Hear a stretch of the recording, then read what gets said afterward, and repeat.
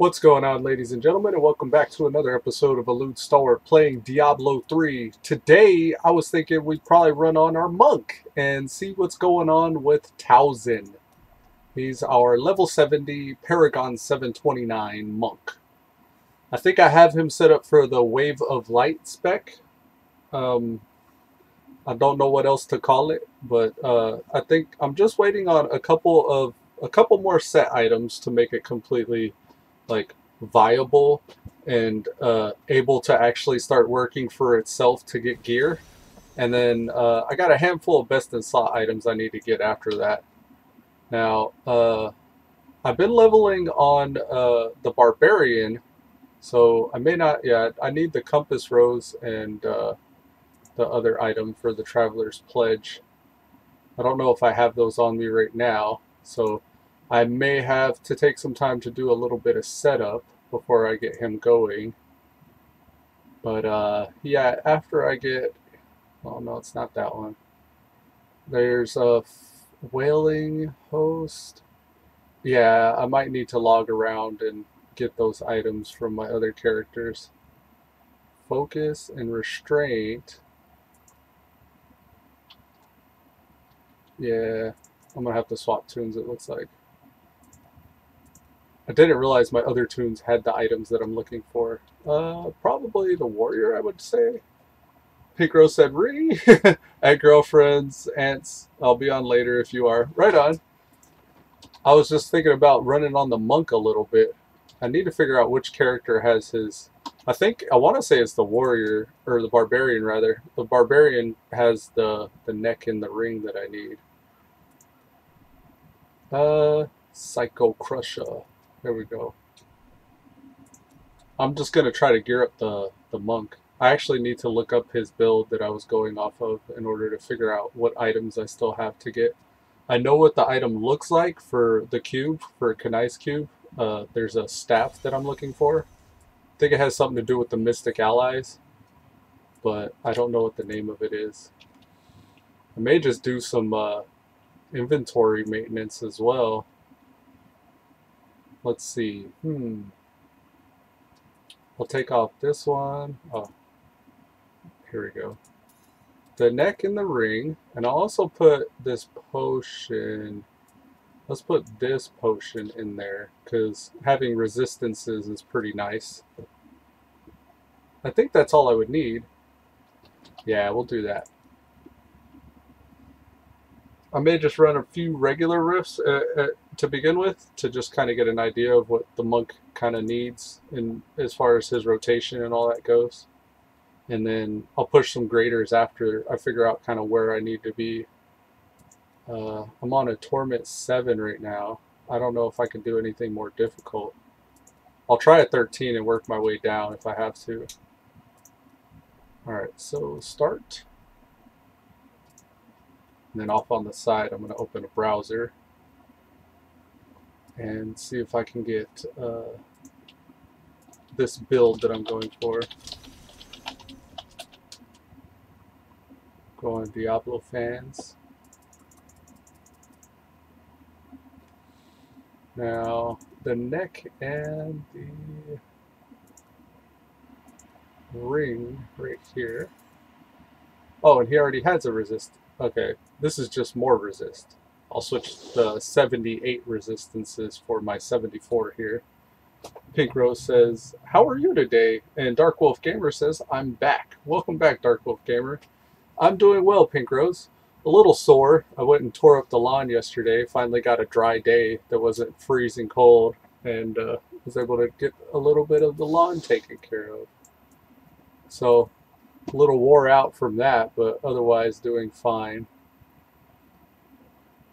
My lawnmower didn't want to start. I had to pull off the carburetor and clean it out, and there was a lot of the fuel that had been left in there. I didn't drain the fuel tank before I stored it for the winter, which I should have done, but that required me to empty the fuel and put some new in.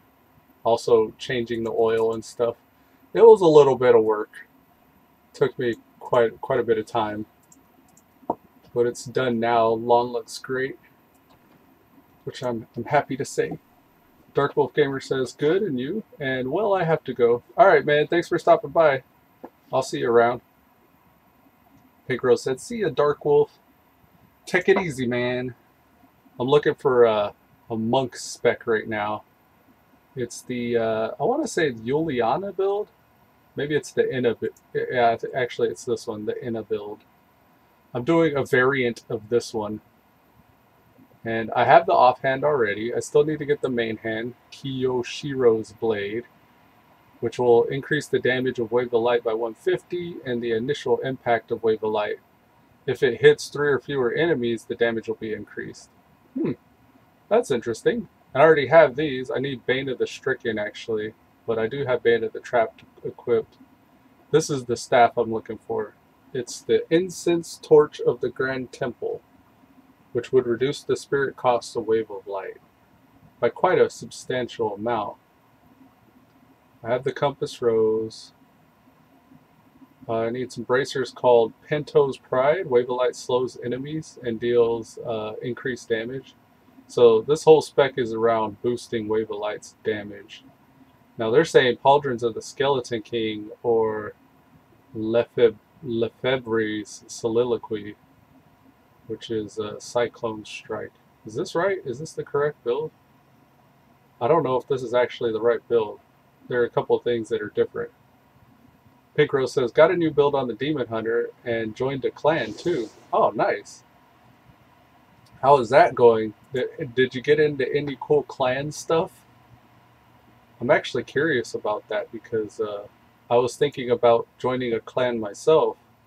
I'll probably just end up joining the one that you're in if that's the case, though. If you're in if you're in a good clan, I'm not really sure other than just like other than just coordinating for group runs and stuff, what a clan would actually be good for. I think this is it. No, that's the Wave of Light. Sunwako. Wave of Light Monk speed build. Maybe it's this one? I think I've changed a bit. Ah, this is what it is. Last I searched, I was searching by top of all time. Quinn69. Ah, shit. Quinn69 plays WoW as well. He's a pretty good streamer. I think this is the one. I don't know.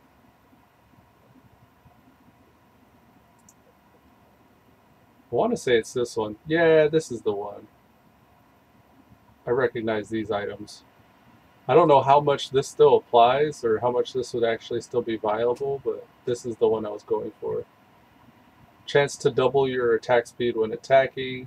These guys want the crude boots as well.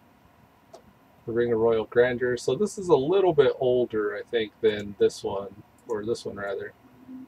So I have two builds here. I can kind of go for either or both. This helm. Okay, I think I'm going to go with this one then. Picro says they took you on a 90 Greater Rift. Ah, okay.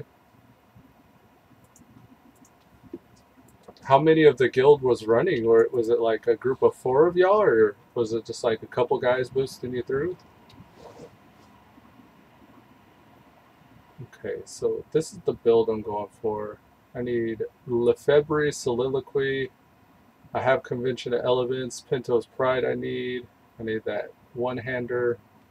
They're telling me to go with Bane of the Stricken. So let's do that. Where's Bane of the Stricken?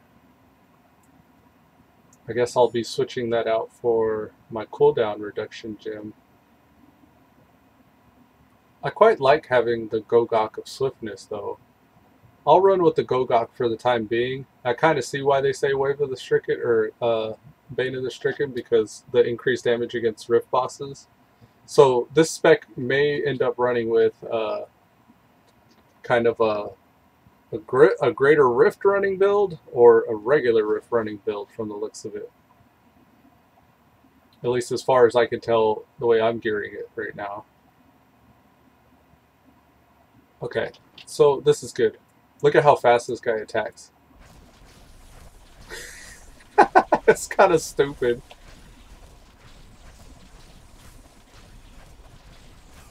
I love that. He's like, chow, chow, chow, chow, chow, chow, chow, chow. Alright, I'm going to run a regular one and see how that does. The Raiment of Thunderstorms is probably going to be a good off-spec for me, but let's see. Regular Rift. This is Torment 13.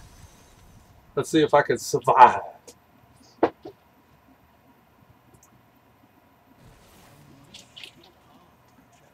Unleash your power. Let's see if we can unleash it before we die.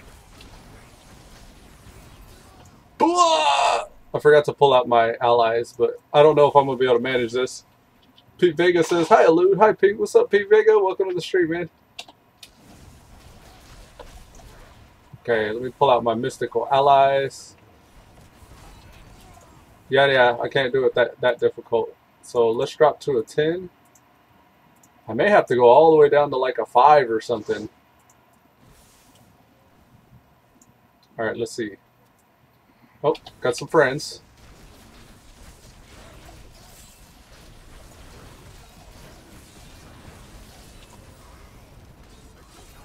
Nah, can't even do it that level. I need way more mini bits of gear. Alright, so I think I was at a 7 to begin with, so let's try a 7. Alright, so the idea behind this build... Ugh!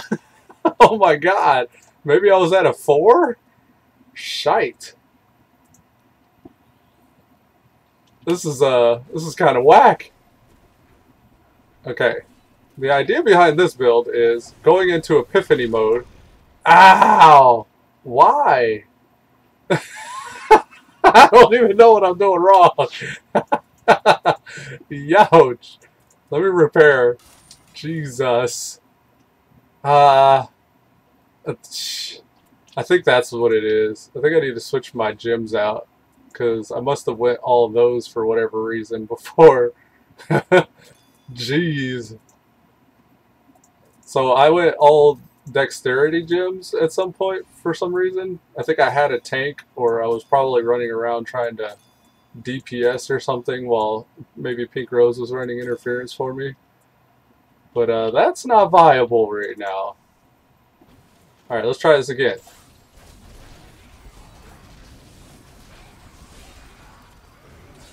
Right, so I was saying, the idea behind this build, you pull out your mystical allies, activate that whenever you get a chance, and then also stay in Epiphany form as much as possible. For a DPS cooldown, I got the Mantra of Retribution, and I don't want to cap on my spirit power. So when my spirit starts capping, I just start spending it off by dropping some Wave of Lights. So Wave of Light's like my resource dump. So maintaining Epiphany, maintaining mystical allies, popping my defensive or DPS cooldowns rather, and avoiding the stuff on the ground. Yeah, I'm running a Torment 5 for now, it seems.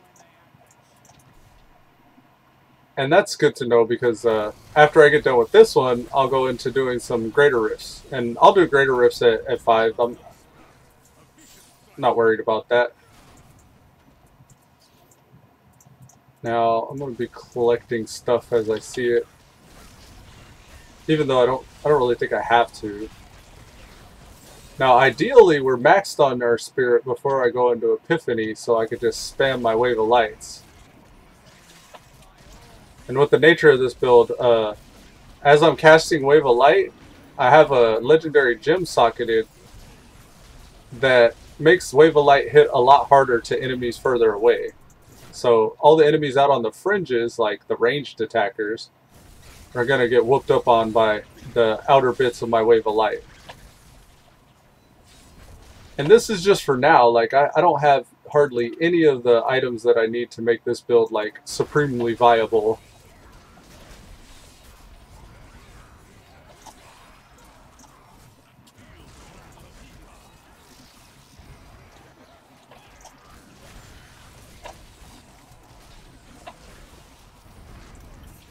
I gotta get used to spending all this wave of light. Because I transition pretty quickly from my spirit generator that's hitting a million times per second and capping and then burning off my spirit with wave of light. Oh, I'm trapped. That was weird. Okay.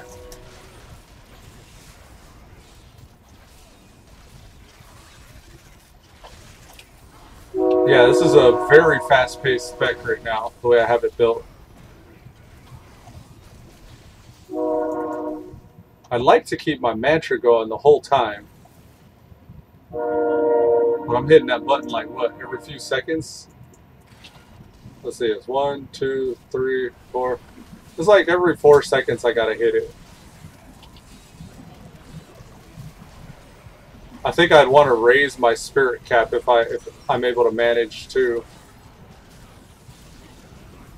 Because if I had a larger spirit cap, then I could take more time to generate and take more time to attack. By attack, I mean wave of light.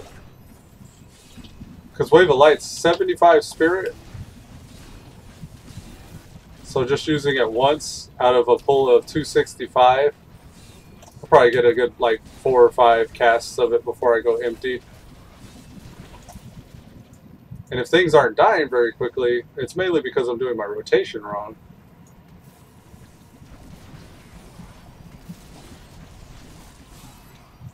And the idea behind Epiphany in this spec is if I can get to max spirit, then go into Epiphany, I can pretty much just spam wave of light. And that'll at least do a pretty good job of clearing the map. I wanted to say that'll clear the map, but I had to see first because I think I still have the difficulty just a tad, a little bit too high right now to be really making this regular rift an actual farm.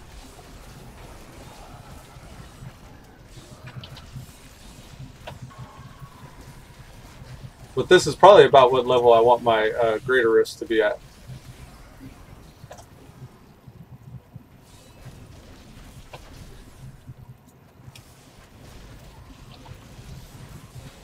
And then activating my mystical allies will help boost my damage as well. Just for a second.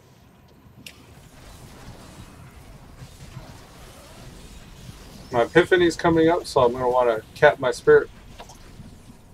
Now that I got my spirit pretty much capped, I can go Epiphany, pop the coolies, and then start spamming. Go back into generating, start spamming. Get out of that. I like the mobility of the dash strike. Don't cap. Mystic allies. Yeah, this build could be very fast-paced if I can learn it.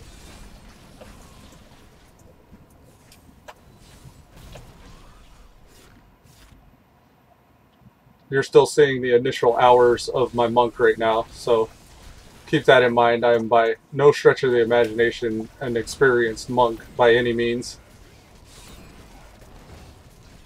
Though it was the first character I actually beat the game on. And for me, beating the game was just like going through the story mode whenever the game first released. I made it to about level 52 when I finally killed Diablo. And I thought that was good enough to step away from the game because I kind of went hard. Like, as soon as the game first came out, like, staying up all night and playing all day just trying to beat it.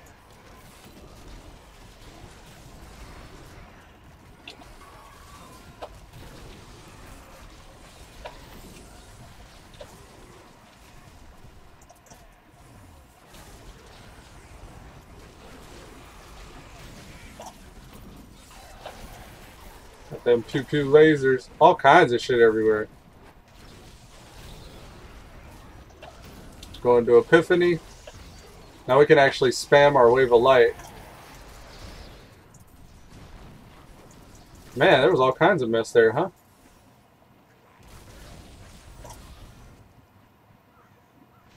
Alrighty, this is a dead end area. Want them crafting mats.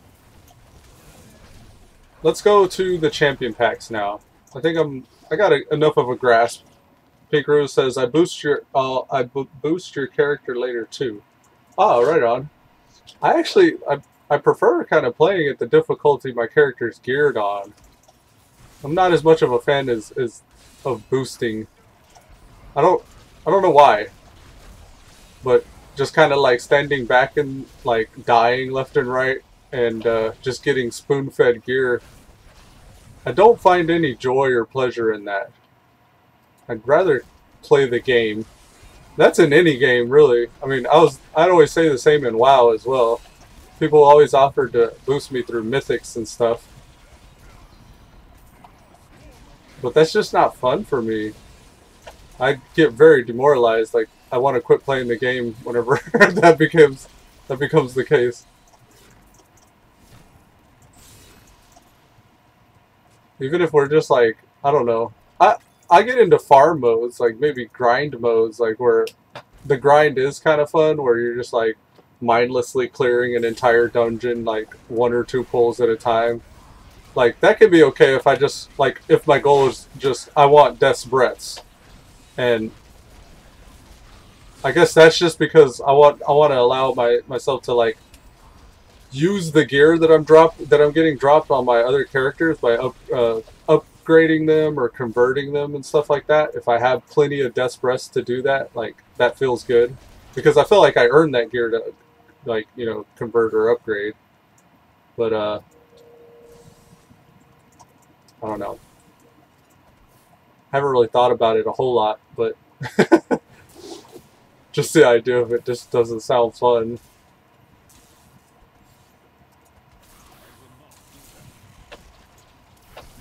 That's like a part of the culture, though, like, really in this game, isn't it? Like, I don't know the etiquette or anything behind it, but I see that a lot in chat where people are always offering to boost or asking for somebody to boost them. Like, that's a big part of the game. I guess you get to flex your muscles a little bit if you're the person boosting, and that's probably exciting.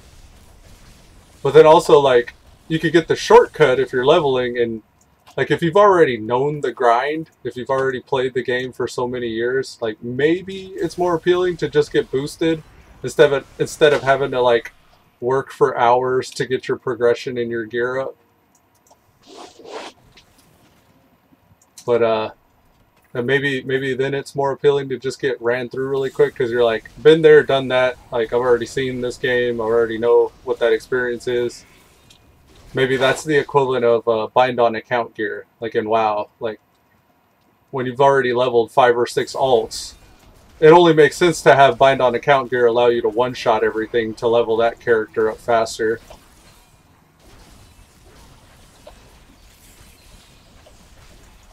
But then also, like, maybe if it's like just your friends you're planning on running with and you want to catch up to their level of progression and start doing the greater rifts up to level 190 or 120 or whatever, like maybe then it makes more sense to boost up if you're just trying to play a different class up at that level.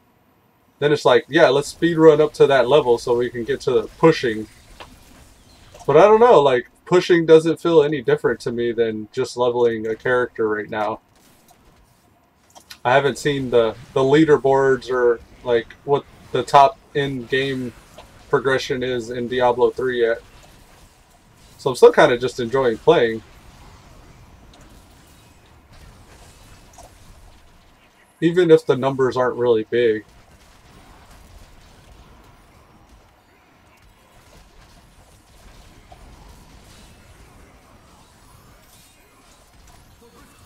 Tons of blood shards. Very nice. That was 2 blood shards at the same time.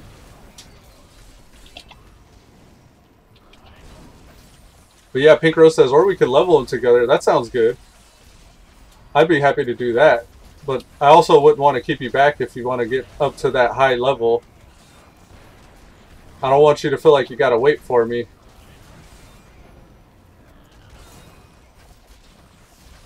I think that's the case in most games.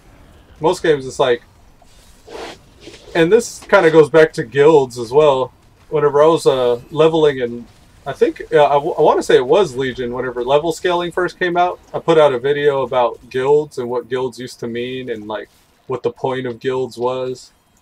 And I wonder if that's the case in Diablo, that usually guilds would be traditionally in WoW a group of like-minded individuals targeting the same content, trying to accomplish like the same objectives, like whether it be PvP, arenas, raids, dungeons, like what have you.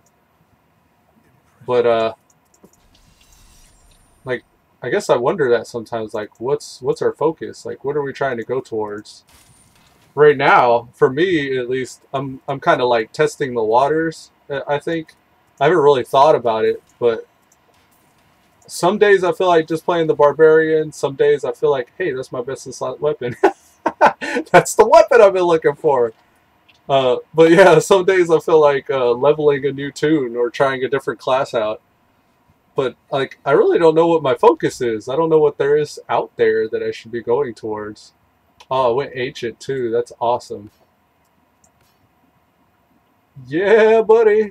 And I got a Ramadabelindens cube. I got a socket cube here. Don't mind if I do. That's awesome. Dun dun dun dun dun dun dun dun. But yeah, like I don't know what there is for progression or in game or like, you know, as far as like all that stuff's concerned with the like what the game has to offer.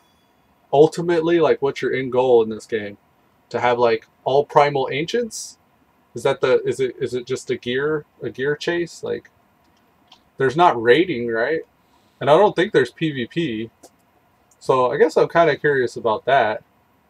Or maybe the end game is just like you can decimate all of the enemies in every dungeon and boost all your friends through content. Like that's cool too. I don't know. Like I think it's a hack and slash simulator so far. Just go in and hack and slash, just kind of like mindlessly kill stuff. That can be fun.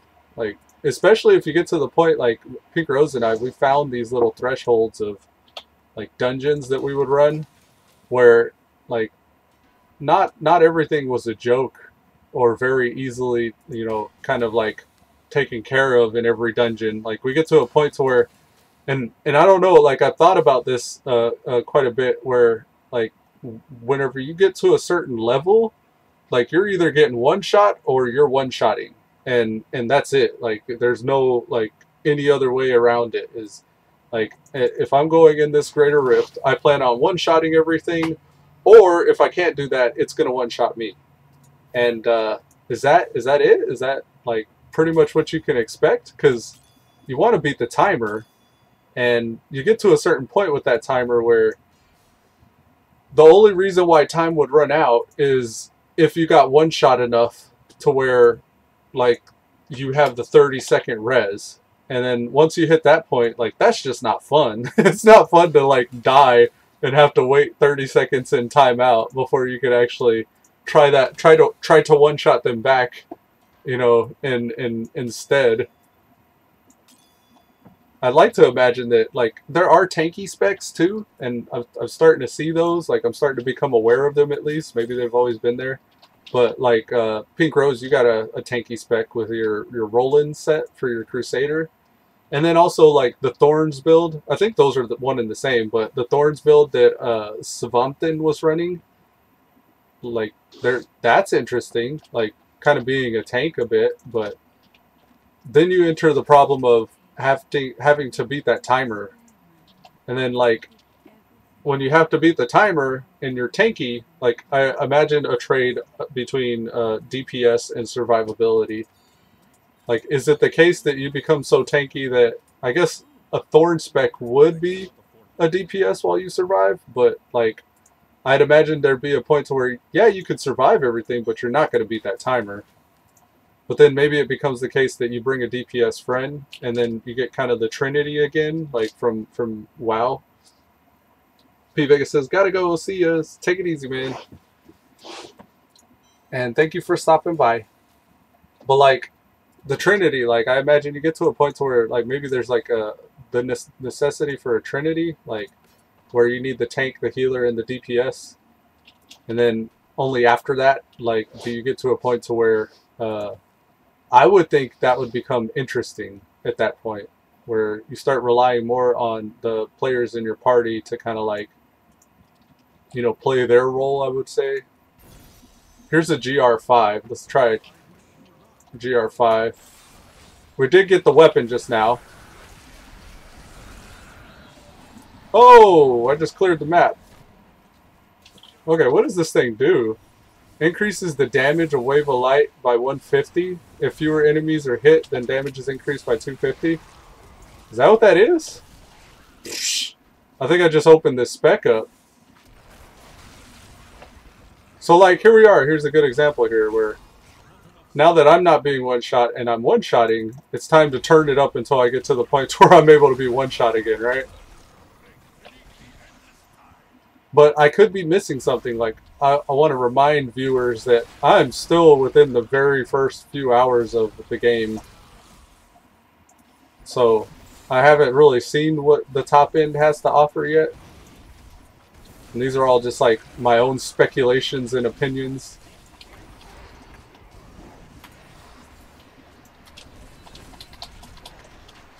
Oof! But maybe that, again, maybe that's like, goes back to guilds. Maybe that's what a guild teaches you. Because like, we're a large community, a large portion of the community begins to like teach you where the focus is. Pink Rose said, "See ya, Pete. Take it easy, man."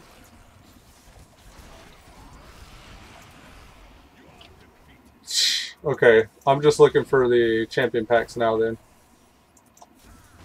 Shield pylon.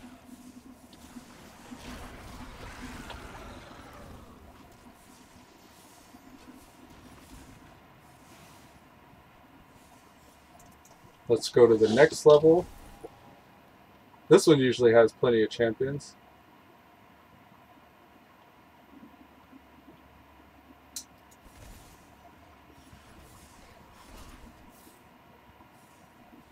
Where are they at?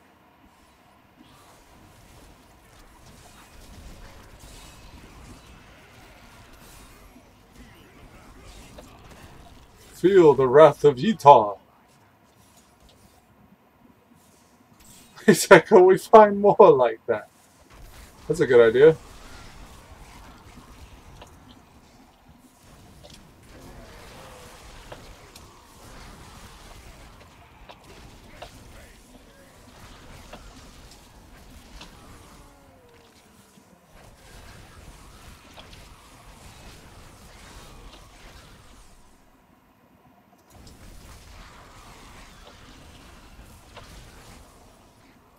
Oh yeah. We're wrecking now. We're gonna have to turn this up a bit.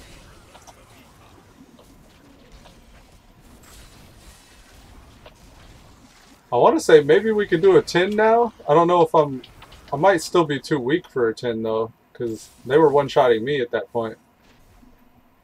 I need to get it up high enough to where I can still take a few hits, but still do enough damage to where things aren't just a straight up one-shot.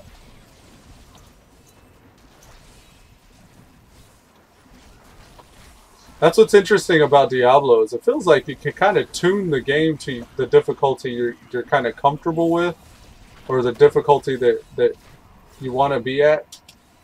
It was like your own stress management. Like you could manage how stressed you want to be each run. It's like, I could use a little bit more of a challenge. Or I want to kind of take it easy today. I prefer a little bit more of a challenge. Like this would only be for farming.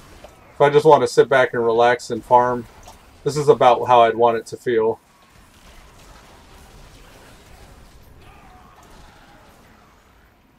Oh, where's the stairs? Here we are.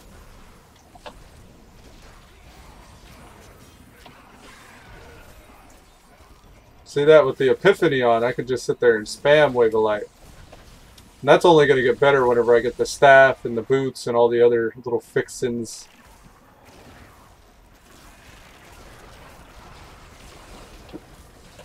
I've been watching this, well, I've already watched it, but I guess I've been rewatching this anime series of, it's called One Punch Man.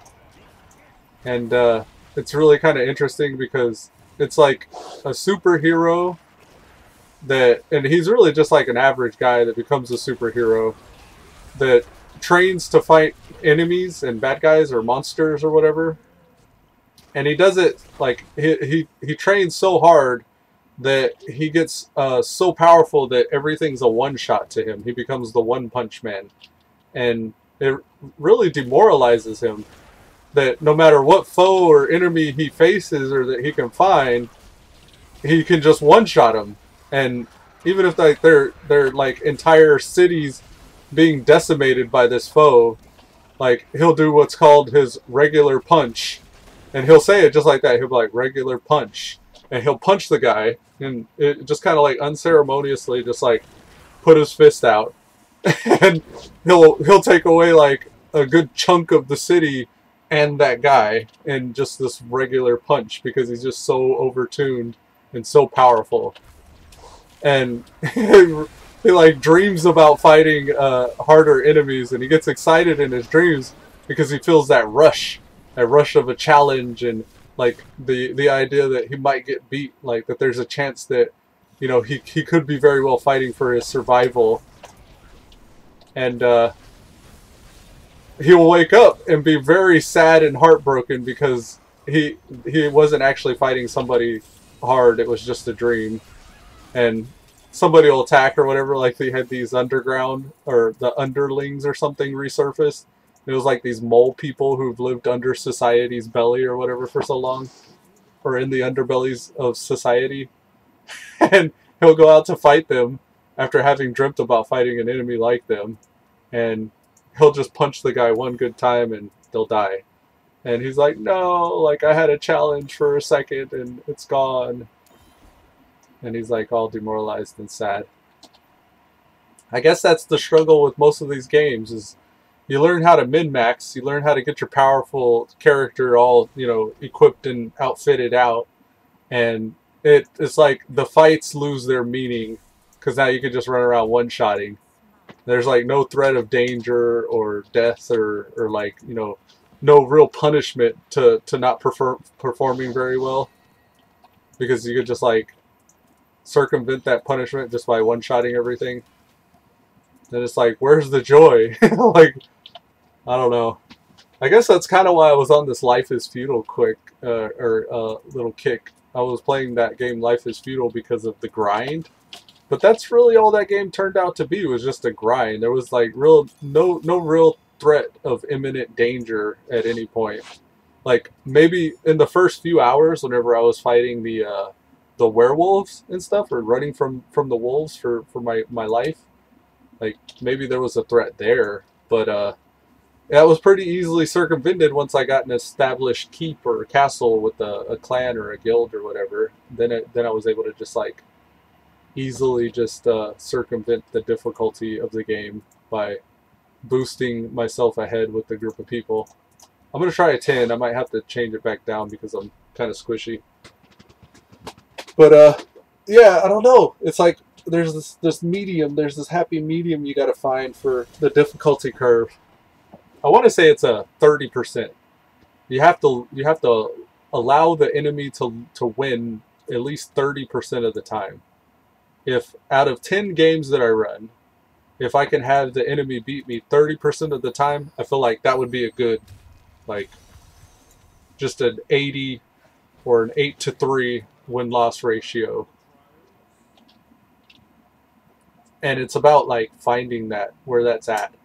Like I always think about that in Diablo. It's like, at what point can I turn this up to where I feel like it's threatening and challenging? And I guess the trick is figuring out where that is whenever you're allowed to tune it yourself. It's like the devs have outsourced the difficulty of the game to the players. And I don't know if that's how Diablo's always played, but that's definitely how it feels right now. Feels like it's my job to tune the game to be difficult. Which I guess is okay, but I kind of wish there was a way you could make it do it automatically. It's like, look, this is the gear that I have. This is the way my character plays. Like you can see in my skills and the gear and how those affect the skills. Like about where I should be. I don't know. I wish the game kind of like recognized that and then tuned it up, because it kind of does it a little bit if you think about like grouping, where it's like Terrorblade has joined your game, the minions of hell grow stronger. Like, see, it already kind of thinks about that. Like, oh, there's more people, so it should be easier now. So we'll make it a little harder.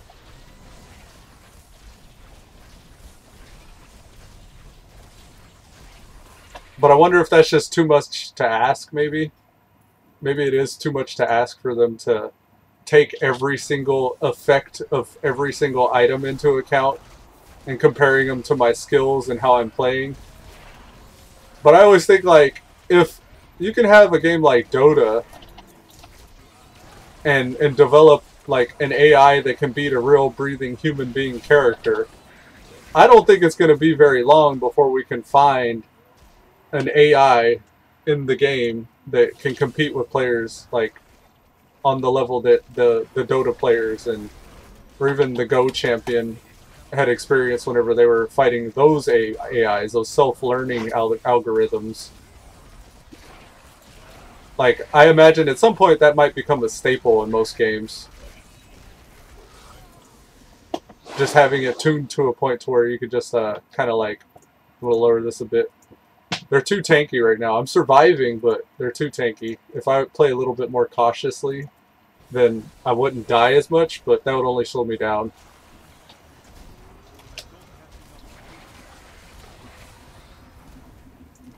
I guess there's just too much for the game to have to take into account for that to be viable, though.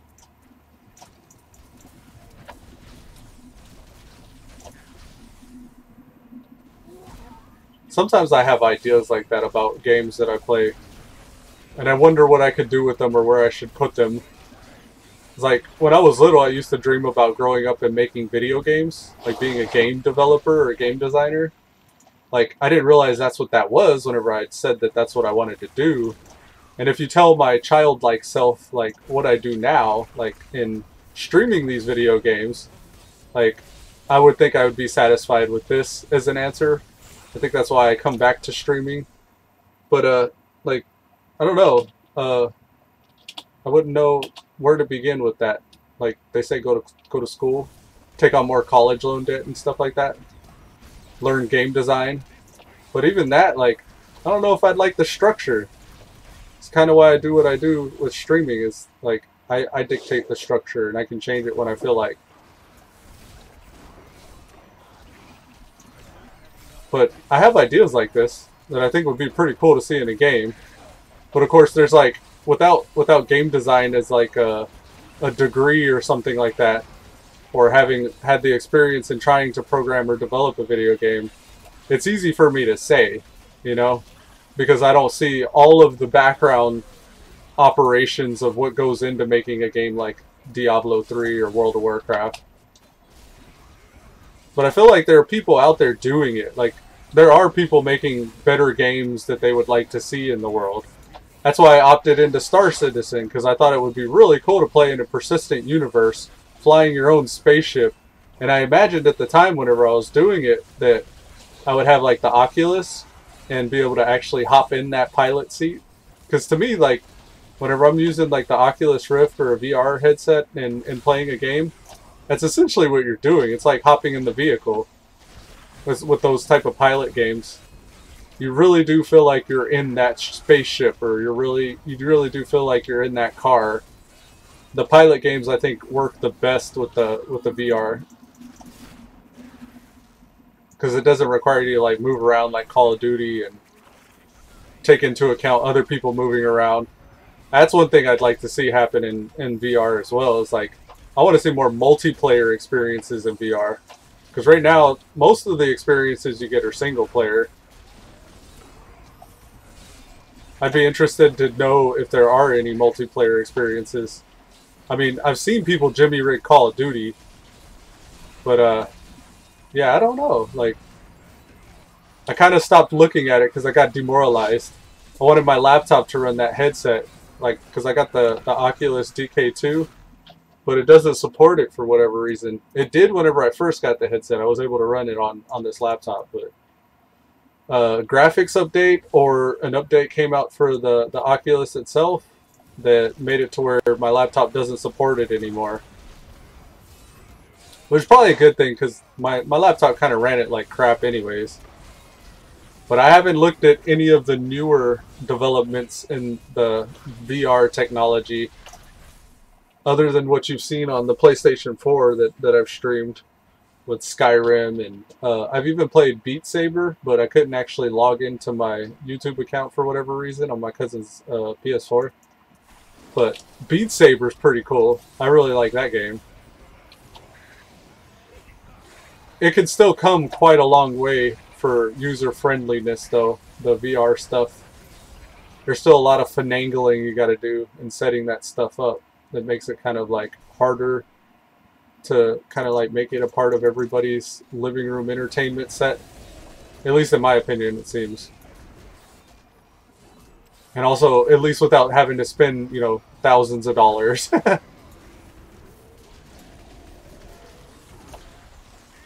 Oof, oof, oof. I want to play a game like WoW with a VR headset, but I want an experience like Sword Art Online. I would love to play an MMO like Sword Art Online. Like, not like, if you look at Sword Art Online as a game, like, I don't know what you would get as a result, but it wouldn't be like the actual show. Like, I wouldn't want the part where you would die in real life if you died in the game, but I would like the fully immersive, like, you're in a multiplayer game and you see other players in a multiplayer game, and then you got like missions and quests and an entire world that you can explore. And the RPG kind of style of character progression and development. And professions and like all that stuff. I imagine Black Desert Online being pretty close to like what I would want to see in a VR MMO. But Black Desert Online really didn't have an end game. Your end game was just kind of like what you decided. Like there was a progression in whatever profession or skill or even monster. Like if I decided all I wanted to fight was Mallet Lords, if this were Black Desert Online, then I would be the best Mallet Lord fighter the more I fought them. And I thought that was kind of cool. Just kind of like leveling up your expertise and farming a specific area for mobs. And that's really what it was. It wasn't like as you fought that mob you got better at fighting. It was more like if I level up the area where I find those mobs, then I'll fight more of those mobs like more efficiently. Like they start dropping stuff better for me, and I forget exactly how it worked. It's been a while. I'm gonna have to rewatch those videos because I think I did stream some of it.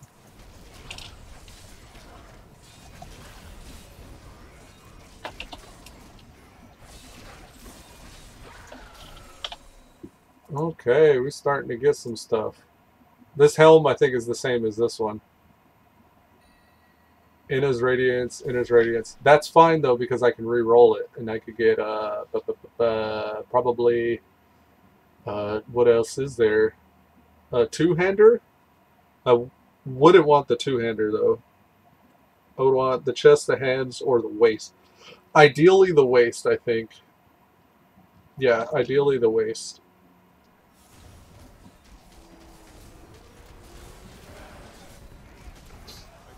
These mobs in a regular Rift are still a little bit more tanky than I would like.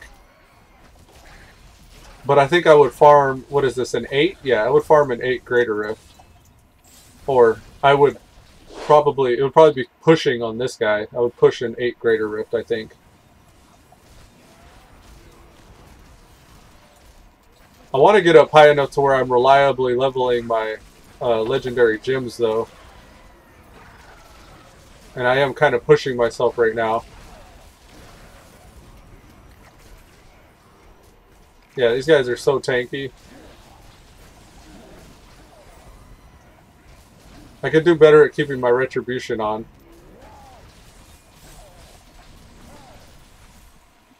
I'd have to just get used to spamming it. But yeah, this rift is progressing quite slowly. Let me drop it one more. Let's try to speed this up a little bit. I do like beating on the mobs a bit, but I don't want them to be super tanky to where it just feels dumb to waste time.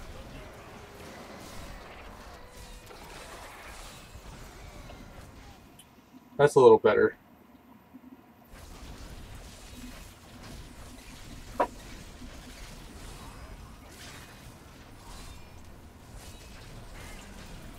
That was cool. He kind of stayed stun locked there. That was nice.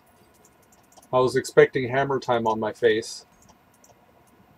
A lot of little white weapons here. I'm looking for the exit now. Should be coming up soon. Alright, activate that, that, and that. And go into Epiphany, Wave of Light spam.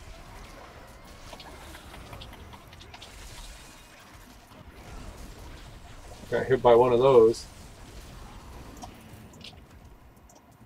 There we go. I think it's this way. Yeah, here we go. No? I was sure this was going to be the exit. Oh, these things.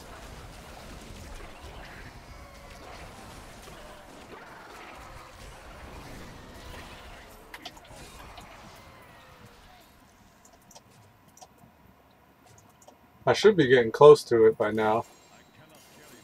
I cannot carry more. Drop the blue. I'll drop the blue again. There we go. I'm gonna pour it out and sell this stuff.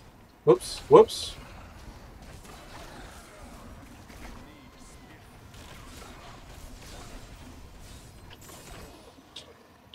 Alright, porting back. Ow! Alright, porting back. But yeah, this is what I'm up to, guys. I think with that, I'll wrap up today's episode. I'm probably going to continue to play, but on a higher FPS after I shut down the stream. But until next time, I'll see you guys later. And Peak Rose, when you get home, this is where I'll be. See you later.